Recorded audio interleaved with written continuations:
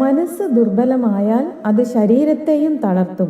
ജീവിതത്തിൽ ഓരോ വ്യക്തിയും അത്യാവശ്യമായി ഏറ്റവും കൂടുതൽ ശ്രദ്ധ കൊടുക്കേണ്ടത് മനസ്സിനെ ശക്തിയുള്ളതാക്കി നിലനിർത്താനാണ്. എന്താണ് മനസ്സിൻ്റെ ശക്തി?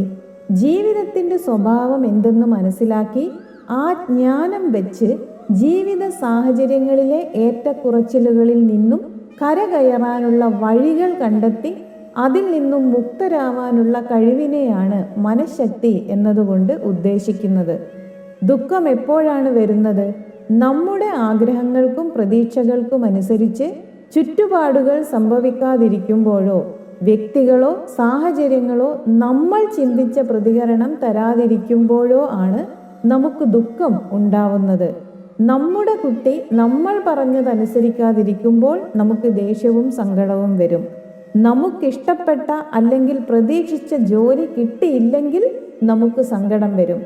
പരീക്ഷയിൽ നമ്മൾ ആഗ്രഹിച്ച അല്ലെങ്കിൽ പ്രതീക്ഷിച്ച മാർക്ക് കിട്ടിയില്ലെങ്കിൽ നമുക്ക് സങ്കടം വരും. അടുത്ത വീട്ടിലെ വ്യക്തി നമ്മൾ പ്രതീക്ഷിച്ചതുപോലെ പെരുമാറിയില്ലെങ്കിൽ നമ്മൾ അസ്വസ്ഥരാകും. അതായത് നമ്മൾ ആഗ്രഹിച്ച പോലെ അല്ലെങ്കിൽ പ്രതീക്ഷിച്ച പോലെ അല്ലാതെ കാര്യങ്ങൾ നടന്നാൽ നമ്മൾ അസ്വസ്ഥരാകും. ഈ അസ്വസ്ഥത നേരിടാനുള്ള കഴിവാണ് മനഃശക്തി. അതിന് ആദ്യം വേണ്ടത് ജീവിതം ഒരിക്കലും 1% പോലും നമ്മൾ ആഗ്രഹിച്ചതുപോലെ ആയിരിക്കണം എന്ന് ഉറപ്പില്ല എന്ന കാര്യം മനസ്സിലാക്കുകയാണ്.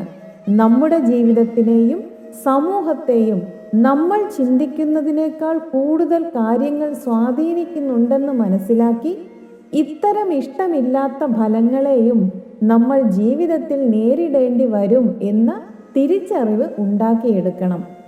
ഓരോ സാഹചര്യത്തിലും ആ സാഹചര്യത്തിൻ്റെ യാഥാർത്ഥ്യത്തെ മനസ്സിലാക്കി അതിനെ സ്വീകരിച്ച് മുന്നോട്ട് പോകാൻ നമ്മൾ അഭ്യസിക്കണം.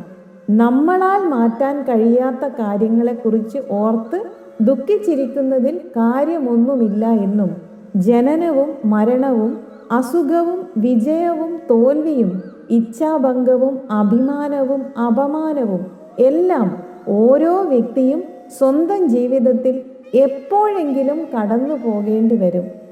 ആ സാഹചര്യങ്ങളിൽ നിന്ന് ഉയർത്തെഴുന്നേറ്റ് ഓരോ വ്യക്തിയും ധർമ്മത്തെ മുൻനിർത്തി മുന്നോട്ട് പോവാനാണ് ജീവിതത്തെക്കുറിച്ചുള്ള ഇത്തരം സത്യങ്ങൾ നമ്മളെ സഹായിക്കുന്നത്.